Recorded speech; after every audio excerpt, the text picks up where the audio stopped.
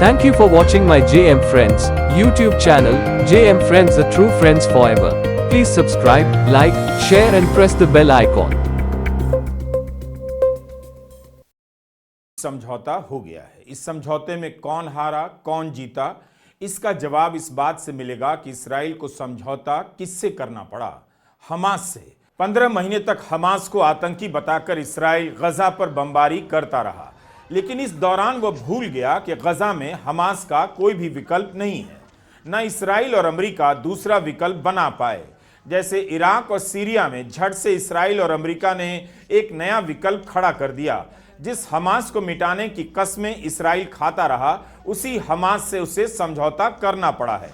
आप कल्पना कीजिए, जब इसराइल की सेना गजा से लौट रही होगी, फिलिस्तीन के लोग अपने घरों की तलाश में उस गजा में लौट रहे होंगे जो अब मलबों के ढेर में बदल चुका है, तो यह किसकी जीत का दृश्य होगा और किसकी हार का। जब इसराइल की जेलों से आज़ाद होकर हजारों फिलिस्तीनी जीत का निशान दिखाते हुए गजा जाएंगे, तब यह किसकी जीत होगी। आपको याद होगा, हमास के पूर्व चीफ यहया सिनावर ने यही किया था। इसराइल को मजबूर कर दिया था कि वह अपनी जेलों में बंद सैकड़ों फिलिस्तीनियों को रिहा करे। इसराइल उस अपमान को नहीं भूल पाया, बल्कि उसे अब भी याद दिलाया जा रहा है। इसराइल ने बेशक हमास के सारे बड़े नेताओं को खत्म कर दिया, लेकिन इसके बाद भी इसराइल को हमास से ही समझौता करना पड़ा है। लाखों टन बम गिराने के बाद भी हमास ने सरेंडर नहीं किया, बल्कि इसराइल को हमास से समझौता करना पड़ा। यह जरूर एक बड़ा सवाल है कि हमास ने फिर क्यों भरोसा किया।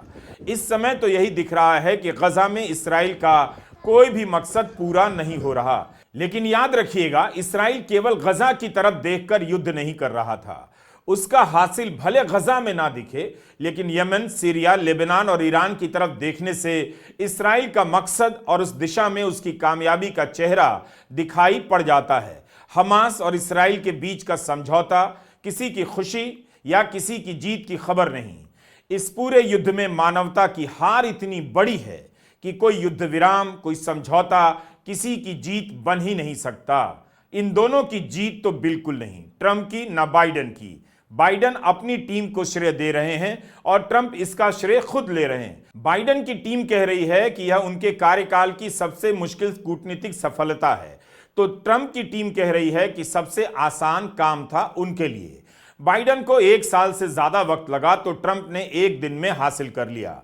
ट्रंप के कारण भले ही इसराइल रुक गया है, लेकिन मध्य पूर्व और खासकर गजा में इसराइल की क्या भूमिका होगी, हमास की क्या होगी, क्या इसराइल फिलिस्तीन को स्वतंत्र राज्य के रूप में मान्यता दे देगा, क्या पहले से अधिक फिलिस्तीन को आज़ादी दे दी जाएगी, इन सब पैमानों पर ट्रंप का इम्तहान अभी बाकी है। याद रखा जाना चाहिए, ट्रंप ने अपने पहले कार्यकाल में जेरूसलम को दूसरी राजधानी के रूप में मान्यता दी थी। गजा में इसराइल के दखल को मजबूत ही किया। अक्टूबर में चुनावों के दौरान ट्रंप ने कहा कि उनके दफ्तर में आने से पहले गजा में युद्ध समाप्त हो जाना चाहिए। टाइमिंग देखिए कि ट्रंप के दफ्तर में आने के चंद घंटे पहले गजा में युद्ध समाप्त होने जा रहा है। अमेरिका और इसराइल की मिली भगत की टाइमिंग का श्रेय अगर आप ट्रंप को देना चाहें या बाइडेन को, इससे गजा की हालत पर कोई खास असर नहीं पड़ता, सिवाय इसके कि युद्ध रुकने जा रहा है। Before I begin, let me speak to important news from earlier today. After 8 months of non-stop negotiation, my administration, a ceasefire and a hostage deal has been reached by Israel and Hamas, the elements of which I laid out in great detail in May of this year. This plan was developed and negotiated by my team and will be largely implemented by the incoming administration. That's why I told my team to keep the incoming administration fully informed, because that's how it should be, working together as Americans. यह समझौता राहत की बात तो है, मगर इसमें किसी की कामयाबी नहीं। जितनी शर्मनाक बमबारी थी, उससे भी शर्मनाक है ये कामयाबी। वही अमेरिका क्रेडिट ले रहा है जिसने संयुक्त राष्ट्र में बार बार इसराइल के खिलाफ लाए गए युद्ध विराम से लेकर तमाम प्रस्तावों पर वोट किया, पास नहीं होने दिया। बाइडेन के दौर में ही अमेरिका ने इसराइल को हथियार दिए, अरबों डॉलर का धन दिया, इसराइल के भयानक हमलों को आत्मरक्षा बताकर मान्यता दी। अब वही बाइडेन श्रेय ले रहे हैं कि समझौता करा दिया, शांति ले आए, नेतन्याहू को वॉशिंगटन बुलाया गया। उनके स्वागत में अमेरिका के क्या रिपब्लिकन क्या डेमोक्रेट सारे सांसद खड़े होकर तालियां बजाते रहे। आज वही अमेरिका कह रहा है कि इस राष्ट्रपति ने तो उस राष्ट्रपति ने तो समझौता करा दिया। जिस हमास को आतंकी बताते रहे उससे समझौते को विश्व विजय के रूप में दिखा रहे हैं। नई रिपोर्ट आई है कि कमला हैरिस के खिलाफ वोट इसलिए भी पड़ा कि गजा में इसराइल का नरसंहार नहीं रुका। अपनी सरकार को हराकर बाइडन किस विश्व विजय का दावा कर रहे हैं। यह समझौता महत्वपूर्ण तो है, इसे लेकर यह देखा जाएगा कि इसराइल को तत्काल क्या नुकसान हुआ और इसके बदले भविष्य में उसे क्या फायदा होने जा रहा है। इसराइल का रिकॉर्ड भी देखना चाहिए। एक सवाल यह भी है कि इसराइल ने गजा में क्या किया है। इसकी जानकारी तो है मगर पूरी नहीं। क्या अब दुनिया भर के पत्रकारों को गजा में जाने दिया जाएगा? यह रिकॉर्ड पर है कि इसराइल ने 4000 पत्रकारों को गजा में जाने नहीं दिया। गजा में इंटरनेट बंद कर दिया गया। बिसान गजा की आवाज बन गई। उनके कई साथी पत्रकार मार दिए गए, लेकिन बिसान ने अपनी रिपोर्टिंग उस हालत में भी जारी रखी। बिसान का एक बयान उनके इंस्टाग्राम अकाउंट पर डाला गया है जिसमें वे कह रही हैं कि 467वां दिन है, मैं अभी तक जिंदा हूं। लोग सीज फायर की घोषणा का इंतजार कर रहे हैं, हताश हैं, घायल हैं, थक चुके हैं मगर खड़े हैं। ये याद रखिए कि सीज फायर की घोषणा गजा और फिलिस्तीन के नरसंहार के अंत की घोषणा नहीं है। 2 चरणों में सीज फायर होगा। पहले वाला अस्थायी है, दूसरे के अंत के बाद हो सकता है युद्ध खत्म हो जाए, पर लोगों में उम्मीद है कि किसी तरह से यह किलिंग मशीन रुक जाए। मगर यह फिलिस्तीनी लोगों की अंतिम मांग नहीं है। हम बस उम्मीद करते हैं कि यह हमारी आजादी की ओर पहला कदम होगा। गजा को केवल बमबारी रुकने का नहीं बल्कि फिलिस्तीन की आजादी का भी इंतजार है। बिसान बता रही हैं कि समझौते की खबर आने के बाद भी लोग मारे गए हैं। वे अपने वीडियो में गजा के लोगों के झूमने की तस्वीर दिखाती हैं। लोग खुश हैं। कबीर की पंक्तियां याद आ रही हैं, साधो ये मुर्दों का गांव, पीर मरें पैगंबर मरी हैं जिंदा जोगी, राजा मरी हैं प्रजा मरी हैं वैद और रोगी। कातिलों ने ऐलान किया है कि अब हम कत्ल नहीं करेंगे। हमने कत्लेआम रोकने की डील कर ली है। हम पहले भी रोक सकते थे मगर हमसे कत्लेआम रुक नहीं रहा था। अगर किसी को श्रेय देना है तो दीजिए दक्षिण अफ्रीका को और उसके राष्ट्रपति को, जिन्होंने अंतर्राष्ट्रीय अदालत में इसराइल के खिलाफ मुकदमा दायर किया। श्रेय देना है तो आयरलैंड, स्पेन, बोलिविया, वेनेजुएला जैसे देशों को दीजिए, जिन्होंने इसराइल के अपराधों को बहुत पहले पहचान लिया और नेतन्याहू के खिलाफ प्रतिबंध लगा दिया। अंतर्राष्ट्रीय अदालत के आदेश के बाद आज नेतन्याहू 120 से अधिक देशों में गिरफ्तार किए जा सकते हैं। याद रहे कि अदालत के इस आदेश की अमेरिका ने निंदा की थी। इनमें भारत के प्रधानमंत्री मोदी का नाम नहीं है। वैसे भारत के अखबारों में युद्ध वही रुकवा रहे थे। कितनी हेडलाइन छप गई मोदी जी को लेकर कि यूक्रेन रूस से लेकर इसराइल के हमले को रुकवाने में लगे हैं, इनकी भी भूमिका है। लेकिन जब समझौते की खबर आई तो ना उनके नाम की चर्चा है न भारत की। अमेरिका के बयान में तो है भी नहीं। संयुक्त राष्ट्र के महासचिव ने भी अपने बयान में भारत और प्रधानमंत्री मोदी का नाम नहीं लिया, जबकि यहां का गोदी मीडिया आपको टहला रहा था मोदी जी वॉर रुकवा रहे हैं। बाइडन कह रहे हैं उन्होंने 31 मई 2024 को ही प्लान तैयार कर लिया था, जिसे संयुक्त राष्ट्र की सुरक्षा परिषद ने भी मंजूरी दी थी। इस दौरान 10,000 से अधिक लोग मारे गए, यह भी याद रखिए। इन 7-8 महीनों में यह प्लान क्यों नहीं सफल हुआ, क्यों नहीं लागू किया गया? किसी के पास ठोस जवाब नहीं, सिवाय इसके कि अब बाइडन की विदाई हो रही है, ट्रंप का आगमन हो रहा है। ट्रंप ने चुनावों के दौरान ही कह दिया था आने के पहले युद्ध रुक जाना चाहिए। वैसे ट्रंप और बाइडन के बीच इसराइल को लेकर खास अंतर नहीं। अमेरिका के राष्ट्रपति कह रहे हैं 7-8 महीनों से काम कर रहे हैं, और इधर इसराइल के मंत्री बेन ग्विर कह रहे हैं कि उन्होंने कई बार समझौते की कोशिशों को नाकाम कर दिया। एक मंत्री खुलेआम कह रहा है उसने डील रोक दी। बाइडन कह रहे हैं वे डील को लागू करने के लिए काम कर रहे थे। क्या यह मंत्री बाइडन से भी ताकतवर हो गया था? गार्डियन की रिपोर्ट में लिखा है कि बेन ग्विर को भी युद्ध विराम स्वीकार करना पड़ गया है, लेकिन उन्होंने अपने चुनाव क्षेत्र के लोगों से ट्विटर पर कहा है कि उनकी पार्टी ने युद्ध विराम की एक डील को कई बार रोकने में कामयाबी पाई थी। इस बीच रॉयटर्स ने रिपोर्ट किया है कि नेतन्याहू के दफ्तर के अनुसार इस्राएली कैबिनेट तब तक युद्ध विराम पर राजी नहीं होगा जब तक हमास अपने लिए छूट पाने की कोशिशें बंद नहीं करता है। नेतन्याहू के दफ्तर का कहना है कि हमास कुछ शर्तों पर पीछे हट सकता है ताकि उसे समझौते में कुछ छूट मिल सके। इस्राएली कैबिनेट इस मुद्दे पर तब तक बैठक नहीं करेगी जब तक मध्यस्थता कराने वाले देश यह साफ नहीं करते कि हमास ने सभी शर्तें मान ली हैं। इन बातों से यही लगता है कि समझौते को लेकर अभी बहुत सारी अड़चनें हैं, लेकिन इसका क्या कीजिएगा कि बाइडेन और ट्रंप ने अभी से ही अपना क्रेडिट लेना शुरू कर दिया है। इसराइल ने जब हमास के नाम पर गजा पर हमला किया तब भारत के दक्षिणपंथी भी उत्साहित हो गए। इसराइल उनका आदर्श बन गया, लेकिन 15 महीने तक सघन बमबारी के बाद भी वह हमास से जीत नहीं सका। उसे उसी हमास से समझौता करना पड़ रहा है।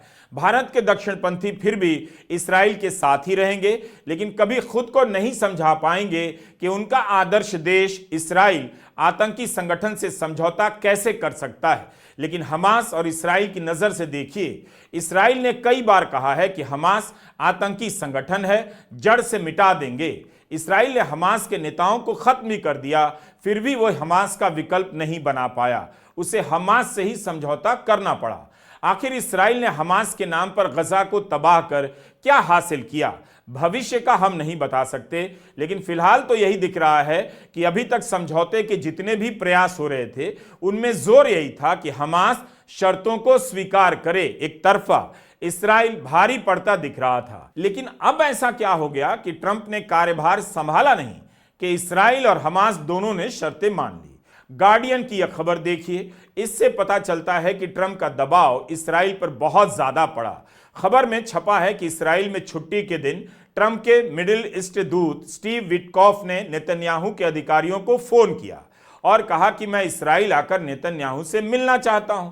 नेतन्याहू के दफ्तर ने जब कहा कि छुट्टी के बाद मिलते हैं तो विटकॉफ ने मना कर दिया, कहा कि आप कल सुबह ही मिलिए। रिपोर्ट में लिखा है यह मीटिंग तनावपूर्ण थी। विटकॉफ ने अपनी तरफ से साफ कर दिया कि ट्रंप इस बात को लेकर स्पष्ट हैं कि बंधकों की रिहाई के लिए युद्ध विराम होना चाहिए। इससे अंदाजा मिलता है कि इस बार दबाव हमास पर ही नहीं, इसराइल पर भी पड़ा। टाइम्स ऑफ इसराइल अखबार में अरब अधिकारियों का बयान छपा है कि ट्रंप के दूत स्टीव विटकॉफ ने एक ही मीटिंग में नेतन्याहू के रुख को इतना बदल दिया जितना बाइडेन एक साल में भी नहीं कर सके। हारेत्स अखबार ने लिखा है कि ट्रंप के दूत ने नेतन्याहू को ऐसा प्लान स्वीकार करने के लिए मजबूर कर दिया जिसे उन्होंने बार बार नकारा है। अखबारों की हेडलाइन यही कह रही है कि ट्रंप के दूत ने नेतन्याहू को मजबूर कर दिया। जो नेतन्याहू बाइडेन के सामने नहीं झुके वो ट्रंप के सामने झुक गए। फिर भी एक सवाल तो है कि इतने महीनों तक बमबारी करने के बाद, अपनी सेना को गजा के भीतर भेज देने के बाद, चप्पे चप्पे पर कब्जा कर लेने के बाद भी इसराइल बंधकों तक क्यों नहीं पहुंच सका? पेजर में धमाका करता रहा। Yahya Sinwar, Hassan Nasrallah, Ismail Haniyeh को मारकर अपना सीना फुलाता रहा, लेकिन बंधकों तक इसराइल नहीं पहुंच सका, जबकि उसके खुफिया तंत्र का दुनिया लोहा मानती है। अब उसी हमास से समझौता करने के बाद इसराइल की सेना गजा से लौटेगी। मीडिया में ही खबरें छपी हैं कि युद्ध पर इसराइल के 60 अरब डॉलर खर्च हुए हैं। उसका पर्यटन उद्योग बर्बाद हो गया है। हजारों कंपनियां बंद हो गईं और बंदी के कगार पर पहुंच गई हैं।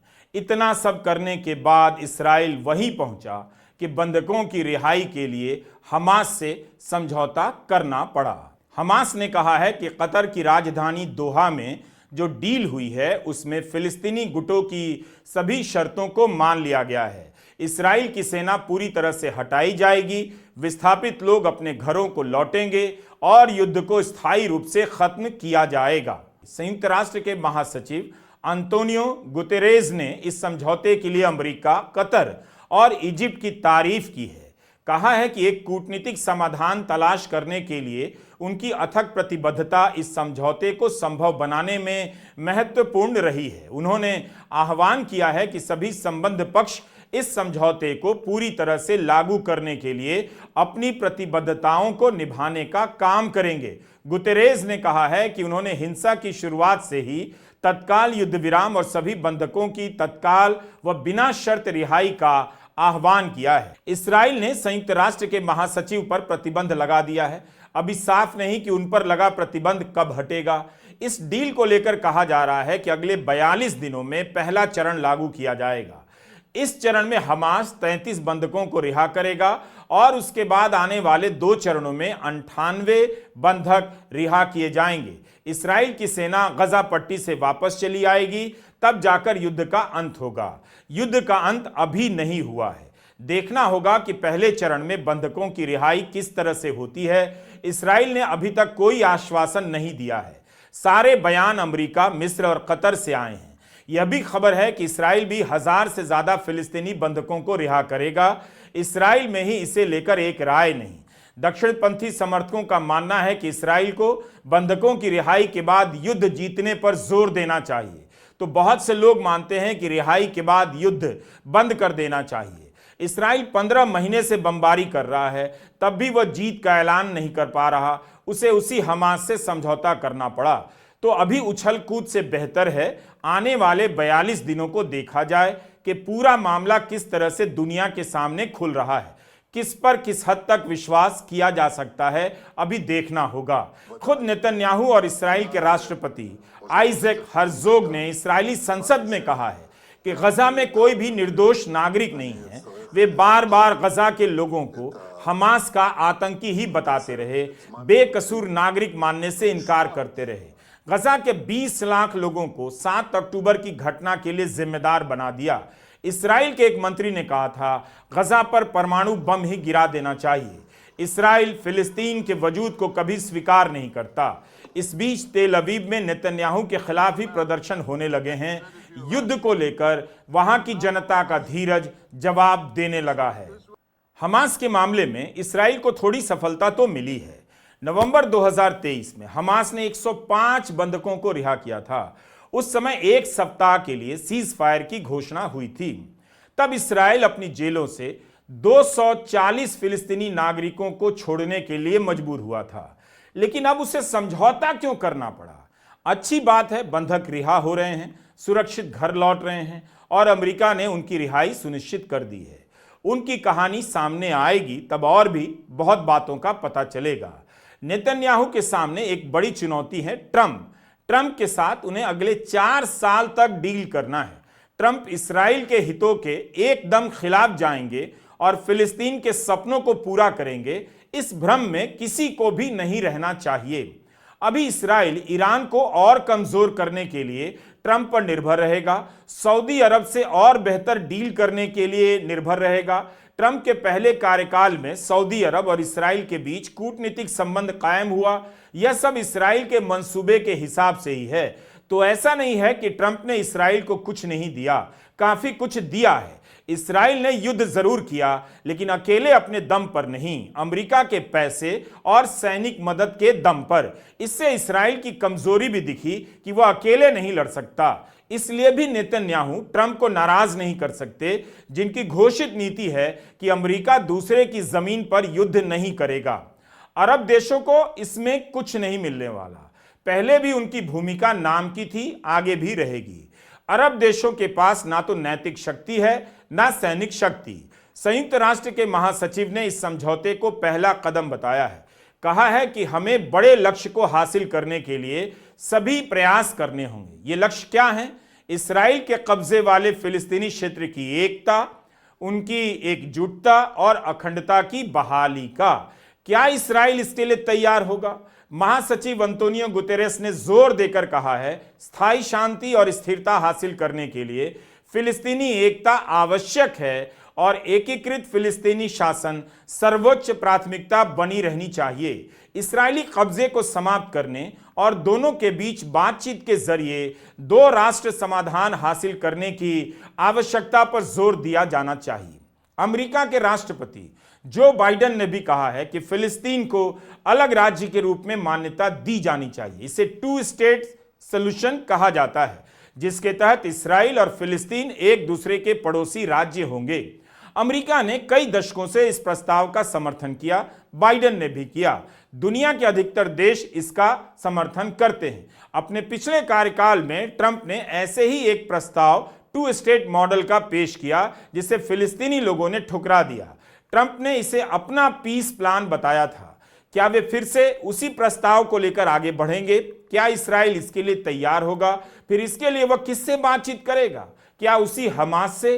तब उसके लिए हमास क्या हो जाएगा?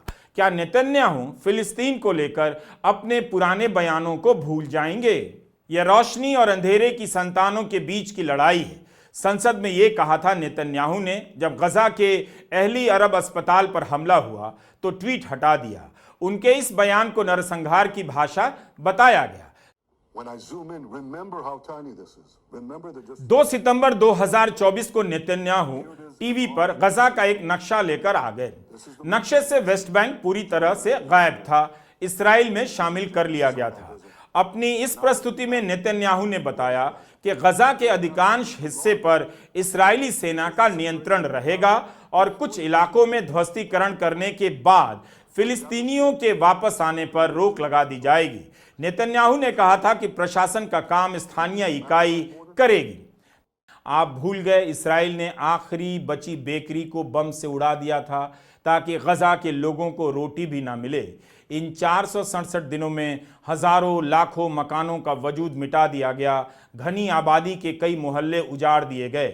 लोगों को बम और भूख से मारा गया। गजा के लोगों ने इस धरती पर मौजूद जुल्म की हर पुरानी दास्तान को नकार दिया और नई हदों को गले लगा लिया। वे चुपचाप मरते रहे, मारे जाते रहे। अपने आप को मौत के हवाले कर उन्होंने सभ्य दुनिया के ढोंगों को उजागर कर दिया। मरने वालों की गिनती कम पड़ गई, बच्चों पर बम गिराए गए, मारे जाने वाले बच्चों की गिनती कम पड़ गई। अस्पतालों को ध्वस्त कर दिया गया ताकि किसी को इलाज ना मिले। डॉक्टरों को मार दिया गया ताकि किसी की जान ना बच सके। पत्रकारों को मारा गया ताकि किसी को खबर का पता ना चले कि जुल्म किस तरह ढाया गया। इस्राएल ने कहा और अमेरिका ने दोहराया कि आतंक से लड़ा जा रहा है। अब कोई सफाई नहीं कि आतंक से लड़ रहे थे तो उसी आतंकी संगठन हमास से समझौता कैसे कर लिया। अक्टूबर 2023 से लेकर आज तक और आज भी मानवता हर हद तक रौंदी जाती रही है। रौंदने के लिए नई नई हदों को पार किया जाने लगा। यह किसी की जीत कैसे हो सकती है? कोई समझौता इसकी भरपाई नहीं कर सकेगा। कितने ही परिवारों का वजूद इस दुनिया से पूरी तरह खत्म हो गया।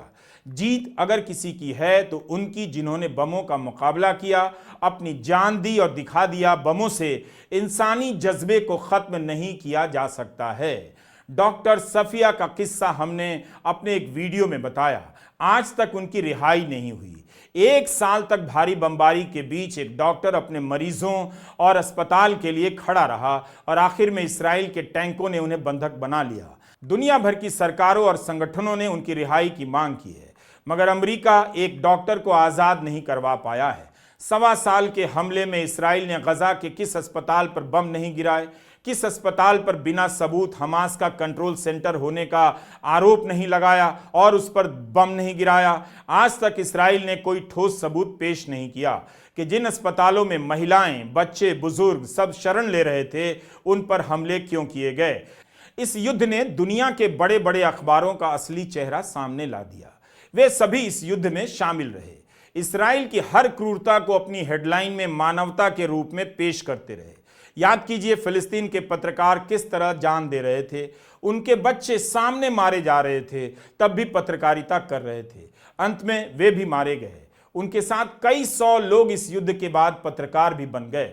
गजा के बारे में दुनिया ने जितना देखा, जितना जाना, उसके पीछे कुछ पत्रकारों का बहुत बड़ा रोल है। उनके नाम लिए जाने चाहिए। अल जजीरा ने उन सब पत्रकारों के नाम एक जगह जुटाए हैं जो इन हमलों में मारे गए हैं।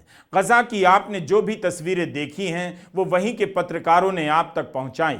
वायल अल दाहदऊ, फादी अल वहीदी, बिसान औदा, पेलेस्तिया अलकाद, विस्साम नासर, मुताज अजैजा, हिंद खुदारी, युमना अल सैयद। जब कुछ नहीं बचा था तब ये लोग अपनी जान पर खेलते हुए बिना इंटरनेट, बिना खाए पिए रिपोर्ट करते रहे।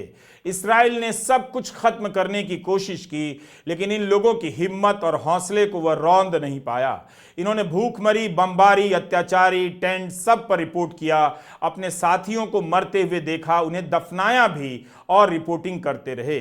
दुनिया भर ने इन पत्रकारों का जज्बा देखा है, उन्हें मरते हुए भी देखा। इसराइल के हमले में 160 से अधिक पत्रकार मारे जा चुके हैं। कुछ दिनों के बाद फिर किसी पत्रकार का अकाउंट चुप हो जाता है। Committee to protect journalist target करके पत्रकारों की हत्या किए जाने के आरोपों की जांच कर रही है। इन अपराधों के लिए क्या कभी किसी को सजा मिलेगी? इसराइल के पास युद्ध जारी रखने का कोई तर्क नहीं बचा था। उसे लौटकर वही करना पड़ा जिसकी बात पहले दिन से की जा रही थी। बंधकों के परिवार कह रहे थे कि युद्ध रोको, बंधकों की रिहाई की बात करो। नेतन्याहू हमास को खत्म नहीं कर सके, लेकिन सीरिया में असद, लेबनान में हिजबुल्लाह के बड़े बड़े नेताओं को खत्म कर ईरान को कमजोर तो कर ही दिया। इस पूरे एपिसोड में ईरान कमजोर हुआ है। इसराइल इसे अपनी कामयाबी बता सकता है, लेकिन गजा में नेतन्याहू अपनी कामयाबी नहीं दिखा सके। निश्चित रूप से इसराइल ट्रंप के सहारे अगले मंसूबे पर काम करेगा ही, और ट्रंप भी इसराइल की ही मदद करेंगे। इस समझौते से फिलिस्तीन को आज़ादी मिलने वाली है, इस भ्रम में नहीं रहना चाहिए। फिलिस्तीन के इलाके, खासकर वेस्ट बैंक में इसराइल के चेक पॉइंट ही इतने हैं कि उन्हीं को खत्म करने में ट्रंप के कई कार्यकाल बीत जाएंगे। इतना सब करने के बाद भी, 15 महीने तक बमबारी करने के बाद भी इसराइल की जीत का ऐलान नहीं हुआ। निराशा के इसी दौर में दुनिया ने उन लोगों को देखा जो इसराइल के खिलाफ सड़कों पर उतर आए और हिंसा, क्रूरता का विरोध करते रहे। लाखों की संख्या में लोग London, Paris, Belgium, Germany, Scotland की सड़कों पर विरोध करते रहे। उनकी सरकारें इसराइल के साथ रही, मगर जनता उसके विरोध में। अमेरिका की यूनिवर्सिटी से लेकर दुनिया की तमाम यूनिवर्सिटी के छात्रों ने विरोध प्रदर्शन का नया रिकॉर्ड बनाया। अपनी पढ़ाई, डिग्री खतरे में डाल दी, गलत को गलत कहा। भारत की यूनिवर्सिटी में पढ़ने वाले छात्र खुद से एक सवाल कर सकते हैं, जब दुनिया भर के छात्र इसका विरोध कर रहे थे, वे कहां थे और क्या कर रहे थे? भारत की जवानी के पास अपनी कोई कहानी ही नहीं है। बाइडेन और हैरिस ने ऐतिहासिक मौका गंवा दिया।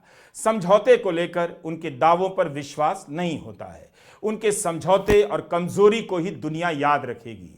इसराइल के लिए अमेरिका की एक पार्टी अपनी सरकार गंवा सकती है, या अमेरिका में इसराइल की जीत है, और अमेरिका की ही एक पार्टी के लिए इसराइल ने समझौता कर लिया, यह इसराइल पर अमेरिका की जीत है। दोनों आपस में मिले हुए हैं कि एक दूसरे को आप अलग नहीं कर सकते। आज ट्रंप की वाहवाही हो रही है, आने वाले समय में दिखेगा ट्रंप दुनिया में कोई नई मिसाल छोड़ते हैं या इसराइल के लंबे एजेंडे पर खुलकर खेलने लग जाते हैं। नमस्कार, मैं Ravish Kumar. Thank you for watching my JM Friends YouTube channel, JM Friends, the true friends forever. Please subscribe, like, share and press the bell icon.